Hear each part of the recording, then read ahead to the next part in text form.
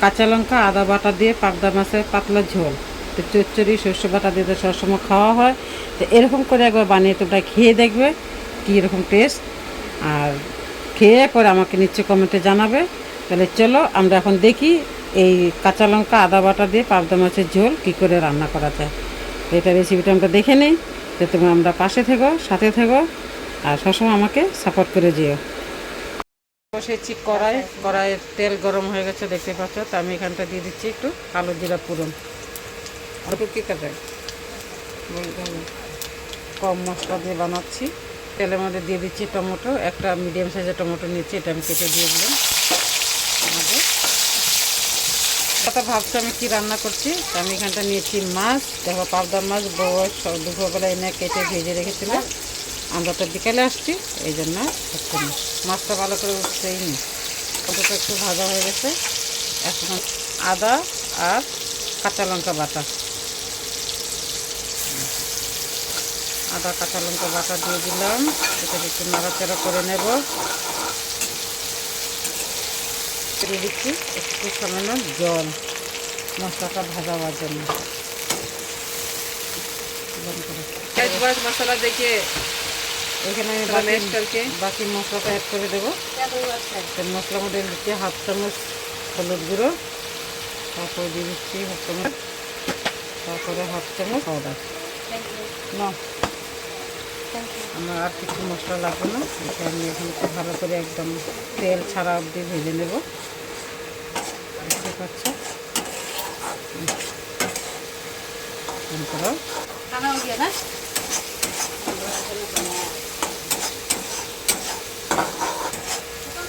হয়েছে, এত দেখা লাগবে না।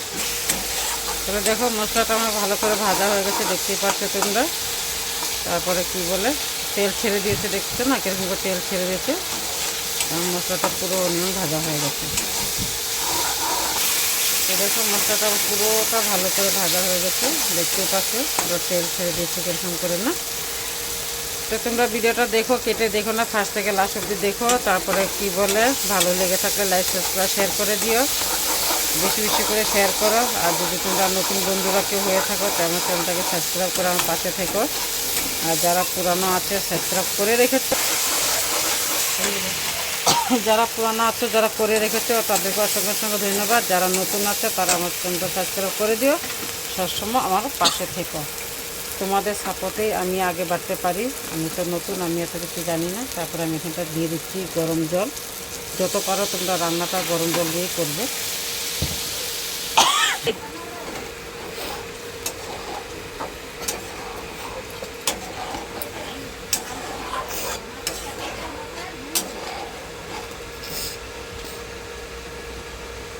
তো আমার ঝোলটা আর একটু দিয়ে দিচ্ছি, কিছু তরকারি দিইনি, এমনি শুধু মাছের ঝোল এরকম করে। তারপরে এখানে আমি একটু রাঁধুনি বেটে রেখেছি, দেখতে পাচ্ছ। আমি এটা দিয়ে দেবো, একসঙ্গে দিয়ে দিচ্ছি, আলাদা করে দিচ্ছি না। তারপর দিয়ে এরকম সিম্পল করে তোমরা মাছের ঝোল বানিয়ে খেয়ে দেখবে। পাবদা মাছের তরকারি এরকম করে খেতে খুবই ভালো লাগে। তরকারি শস্য দিয়ে তো সবসময় খাওয়াই হয়, এরকম করে সিম্পল একটা খাবে, দারুণ টেস্টি একটা রেসিপি। আমি এখন দিয়ে দিচ্ছি পরিমাণ মতন লবণটা, বেশি একটা লাগবে না, দেখতে পাচ্ছ। দিয়ে দেখো এটা হয়ে গেছে। তো দেখছো কীভাবে বক বক করে ফুটে উঠেছে। আমি এখন দিয়ে দিচ্ছি মাছ, পাবদা মাছ এরকম করে বানিয়ে খেয়ে তারপর আমাকে কমেন্টে জানাবে কীরকম হয়েছে। আমার কাছে তো খুব ভালো লাগে, শস্য দিয়ে তো সবসময় খাওয়াই, অনেকে শস্য দিয়ে খেতেও ভালো লাগে, কিন্তু এরকম করে সিম্পল একটা পাবদা মাছ চচ্চড়ি খেয়ে দেখতে। দেখতেই পাচ্ছে, দেখতে কালারটা কি সুন্দর হয়েছে না? তোমরা তো পাচ্ছ না, আমি পাচ্ছি। দারুণটা সুন্দর একটা সেন্ট বেরিয়েছে, দারুণ টেস্টি একটা রেসিপি। ফুটে যাচ্ছে, একটু ফুটলে আমি নামিয়ে দেবো। দেখো হয়ে গেছে, কি সুন্দর বক বক করে ফুটছে না? দেখতেই পাচ্ছ হয়ে গেছে। আমি তরকারিটা এখন নামিয়ে দিচ্ছি। এসবে দেখো এরকম করে পাতলা করে পাবদা মাছের ঝোল বানিয়ে খেয়ে দেখবে, দারুণ তো টেস্টি রেসিপি। আর কে কে এরকম রান্না করে খেয়েছো আমাকে নিচ্ছে কমেন্টে জানাবে, আমাকে কমেন্টে জানাবে।